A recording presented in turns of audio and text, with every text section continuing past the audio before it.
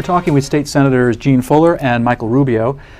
Senator Fuller, in addition to the programs, $11 billion in programs and services that he's already cut, the governor is proposing the elimination of 43 boards and commissions, the elimination of 5,500 state jobs, and closing 70 parks. And as my 5-year-old would say, are we there yet? Or do we still need to cut more? Well, ultimately, I think that we need to go even further on the 43 boards. I think that's good headway, and we're in a good place to start. But I do believe that this is a good opportunity for us to continue to find better ways to streamline and get rid of some of the boards and some of the high salaries that are going with that.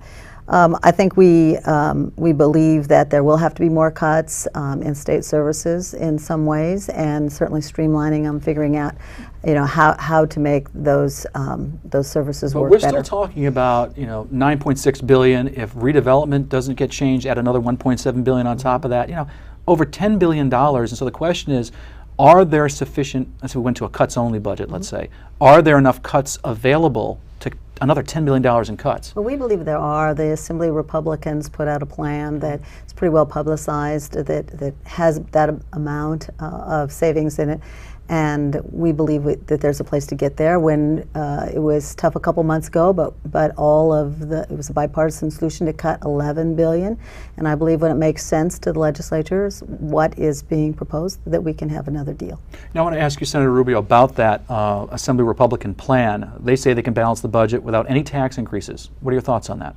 You simply can't cut your way out of this problem. The gap is simply too wide. We could shut down every UC, every Cal State, and every prison, I might add, wouldn't solve the problem. And so we've got a significant mountain to climb here. Let me tell you specifically where I think we can cut, though.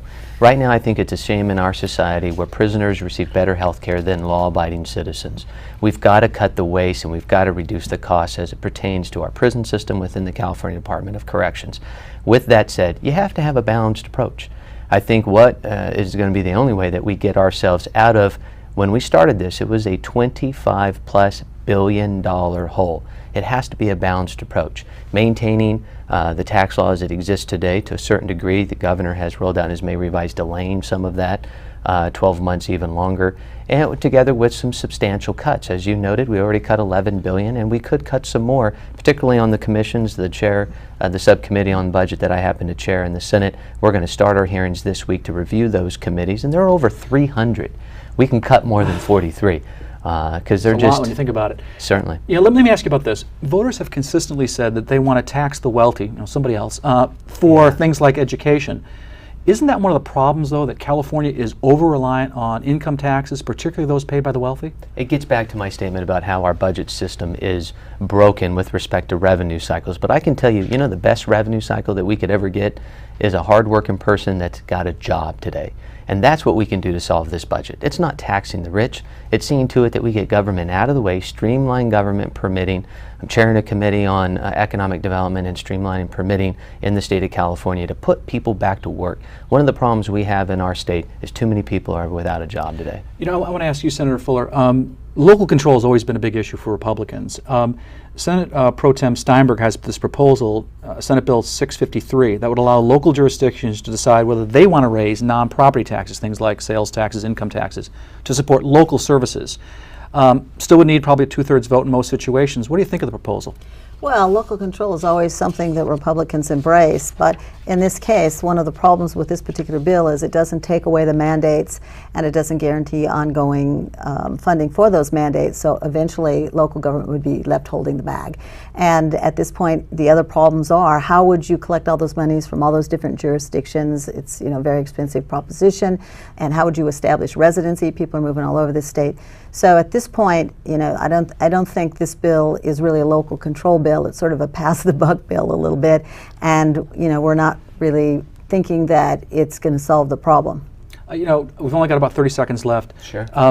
What are some name one or two specific actions you think you'd like to see happen to close this $9.6 billion deficit. Well, first off, there is bipartisan work being done in the legislature. I support Senator Fuller in opposition of that bill. It is not good for the entire state. But it gets back to what I propose. One, we got to reduce the costs in our prison system today, reduce the health care that we're providing, the redundancy, and quite frankly, the amount of care that we're providing for people who have deliberately tried to rob us of our freedoms in the state.